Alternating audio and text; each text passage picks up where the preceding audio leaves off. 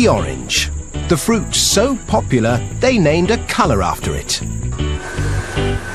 America glugs through 2.5 billion litres of the sweet juice every year, and most of it comes from Florida, where they harvest and squeeze over 30 billion oranges a year to keep the juice flowing. Florida, the Sunshine State, home of Disney World, Miami Vice, hanging chads, and oranges, millions upon millions of oranges. In fact, orange trees outnumber people 3 to 1 in Florida, and they produce over 6 million tons of citrus fruit every year. And almost all of it ends up as breakfast orange juice. To grow oranges, what you need is good soil, large quantities of blissful Florida sunshine, and buckets and buckets of rain. They don't like to advertise it, but the Sunshine State is also the soggy state.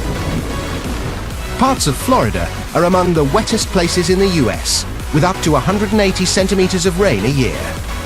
Not so good if you came here for a beach holiday, but great for farmers like Tom Kirshner. This is what adds up to giving us a good environment to grow citrus, adequate rainfall to produce large crops with lots of juice in them.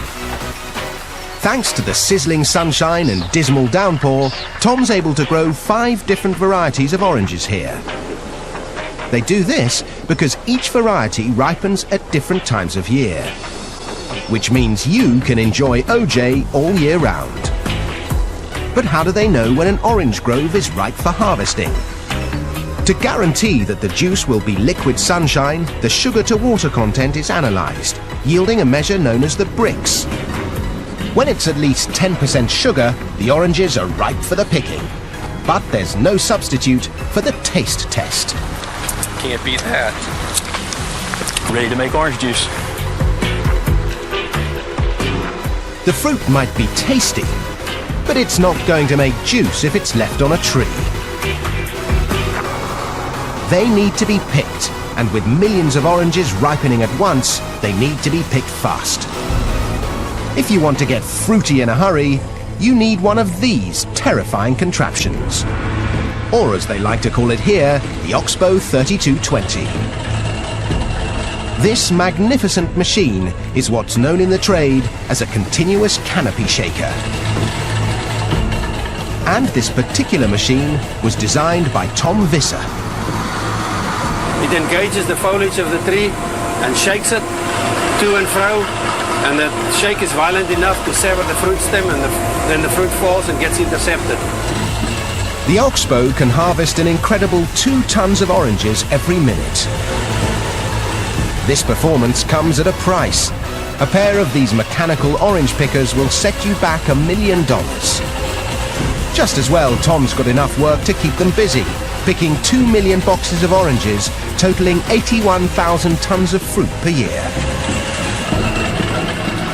Once the oranges have been picked, the race is on to make sure your breakfast OJ tastes as fresh as can be. So the fruit is shipped out in these 400 horsepower transport trucks, 20,000 kilos at a time. The trucks bring them to an OJ processing plant, like this one in Lake Wales. Dave Crumbly makes sure they don't run out of oranges. We'll do about 200 of these trucks a day. And each one of these trucks will hold about 120,000 oranges. In 24 hours, we'll be about 24 million pieces of fruit that will run through here. So more often than not, Dave gets his daily dose of vitamin C. To begin with, the oranges are washed out of the trucks. The fruit is then carried along 2 kilometers of conveyors into the processing plant where it's graded. The oranges are separated by size, and it's time to extract the juice.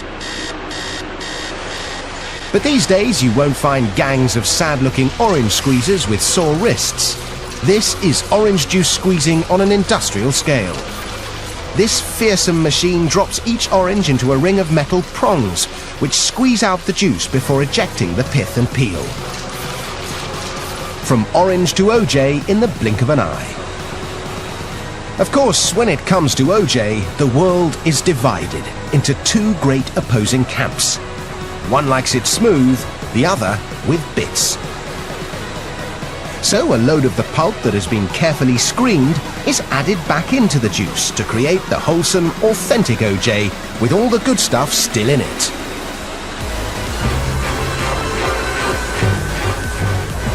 The OJ is now ready to be poured into cartons.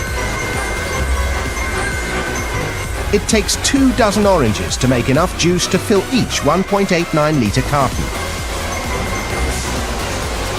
But quantity counts for nothing unless the quality's good enough to keep orange juice the world's favourite breakfast tipple. There are palates that can tell a Beaujolais from a Burgundy in an instant. And noses that can whiff a Chanel No. 19 from 100 paces. Well, these guys do the same for OJ. An expert OJ taster can spot minute variations in taste, composition and acidity. Doesn't have a very much oily feeling either, does it? There are 11 different measures of quality. Only when a batch of OJ ticks every box is it fit to be shipped. All that effort means this factory alone turns 3 billion oranges into over 250 million litres of juice every year, which makes delicious fresh OJ a luxury we can all enjoy. I love oranges. I love orange juice. Nothing any better.